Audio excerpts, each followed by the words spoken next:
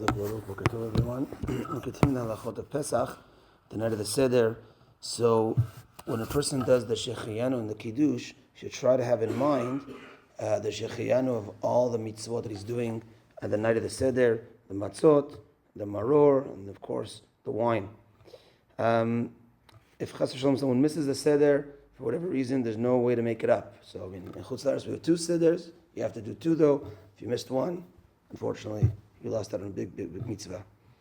Next, after Kaddish is Urchatz, is washing our hands. For the Karpas, we wash our hands like we do for bread, but without a bracha. And we're not supposed to talk until we do the Karpas. And this is something that we don't usually do. We don't usually do this at a time of a meal. And these are further things that we do on the night of the Seder to try to get the children engaged. They're going to wonder, why are you doing this? This is something out of norm. So this is something to get the children involved in, to ask. Next is Karpas. We take a piece of celery, that's our custom, and we dip it in salt water. The piece of celery should be less than a kazait, a small piece, less than 27 grams, because there could be issues with bracha achrona. Dip it in salt water. You say Borei Pri Adama, and have in mind before the Borei Pri Adama for the maror as well, because on maror we don't say Adama, we just say the bracha on maror. So here the bracha of Adama you should have in mind for the maror. You dip it in and you eat it. And you do not need to lean. If you want to, you can, but you do not need to lean. So that's the first thing that we eat, the Seder. We're having the wine, and then we're going to eat that, and it's going to be a long time till we eat. So, people like to maybe eat a lot of the karpas. No, only less than a kazait. And make sure, very important, to leave a piece of karpas on the Seder plate. The Seder plate should always be intact with the items. So make sure that you're leaving a piece of celery on the Seder plate. Next is Yachatz. Yachatz is breaking the middle matzah.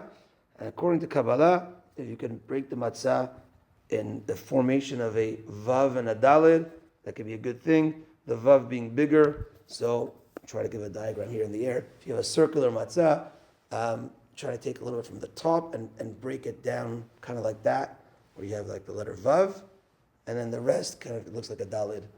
So explanations, I don't know that much, but together a vav and a dalid is the letter hey, right? Because you have a dalid on top and like a vav below. Letter hey is the letter, big letter in Hashem's name. Vav as well. That's why the vav is to be bigger than the dalid. But also this world is created through the letter hey. Olam haba is created through the letter yud, and it's to elevate this world. One of the explanations. If let's say, last point, if let's say one of the 3 already had a crack, meaning let's say the top one, you're supposed to break the middle one, but you take them out and the top one's already a little bit cracked, you could use that top one to break and substitute that one for the other 2 because it already has a crack. You could do that if that is the situation. Okay, that's that for today. We're heading to the cemetery for 9 a.m. today for the Mishmarav, Mr. Albert Ochana. If anyone could join, that'd be appreciated. And Mincha today is at 6 p.m.